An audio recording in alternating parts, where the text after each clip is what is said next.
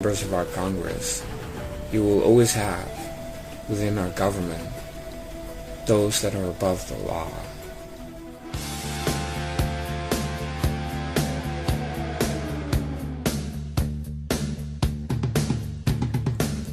Hey, it's me, and I want to talk about the failure of Choco and Oprah and some of the other people.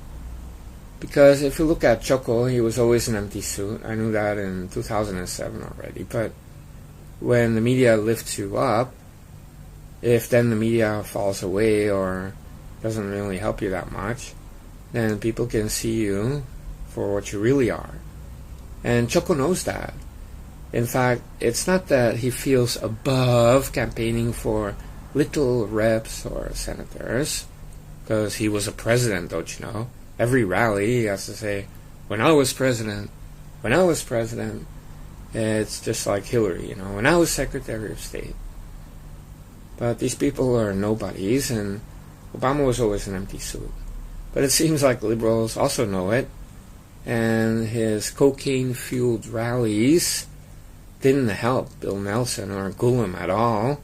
Maybe he even lost votes to these people because of his stupid rants, where his voice was changing, he was sweating, and a lot of people said, what's wrong with Choco? Well, he's doing drugs all over the place, man. He's putting cocaine up his nose, and God knows what else he's doing. But it's not that he feels above campaigning for the little people. It's that he knows he's not popular. He knows he's a puppet. And so he's insecure. That's why he has to snort up a lot of snow before he goes out there. And he's made a fool out of himself, really. If you look at some of the rallies, I saw just some parts, and he's so pathetic. How was this guy ever elected president? And it's all because the fake news media. This is the product. Choco is the product of the fake news media that we see today, attacking President Trump every day for securing our borders and making the economy boom.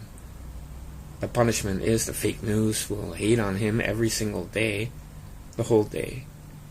And these are the people, the fake news media, that created Choco and told us he was the smartest man in any room, and it's pathetic.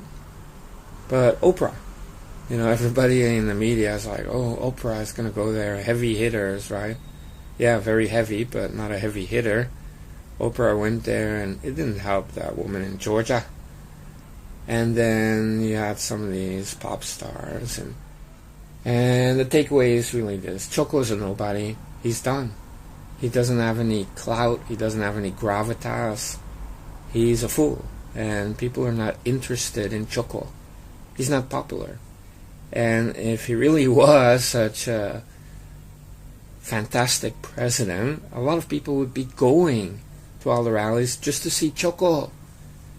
But only, you know, really paid losers will go to see this idiot. But the same with Hillary. You know, they only go to venues where it's like invited people, paid for people, and it's very tiny all the time, and it's controlled, and it's not real. I mean, it's artificial, and it's boring. Choco is very boring. But so is Hillary. And then you have a cackle on top of that. And a lot of people have been laughing about, you know, the Bill Clinton and Hillary tour. President Clinton and ex-Secretary of State Hillary Clinton. I mean, these people are so idiotic and so unpopular, they have to add the titles to their tour. And so I will tell you that Hollywood money helps, you know, to create ads and all of that. But as you saw in Florida and Tennessee, it does not mean you can buy an election. And celebrity endorsements are nice, but that does not mean you're going to win an election. But if Trump comes to your state and the ensuing rally and all of that, now that's power. It's called people power. It's not artificial. It's the grassroots, dummies. And dimdems don't get that. And they're so jealous. They wish they had a person that could attract crowds like President Trump. That's why they refuse to show the crowds that Trump has, because it's jealousy. And with the Choco rally, there's almost nobody there. They have to zoom in practically on Obama's face, so you cannot see how empty these places are. And so they like Beto because they think he can attract a crowd. He's young, he's dynamic, he's up and coming, he's a heroin addict. And again, we're talking about the media creating a new Choco, but it's a Beto, the beta. I mean, it's so pathetic. And so dimdems really have nothing. You know, them getting the House, it's kind of like an adjustment, a default setting. These are all Democrat areas where Trump is very unpopular, where they got the House seats back. But it also shows that the red waves during the Choco years were that big that we flipped even Democrat seats to a Republican. And so that can happen again, because the first 2 years of the Trump presidency, there's going to be some controversy. But by 2020 and 2022, I mean, everything's going to be very different.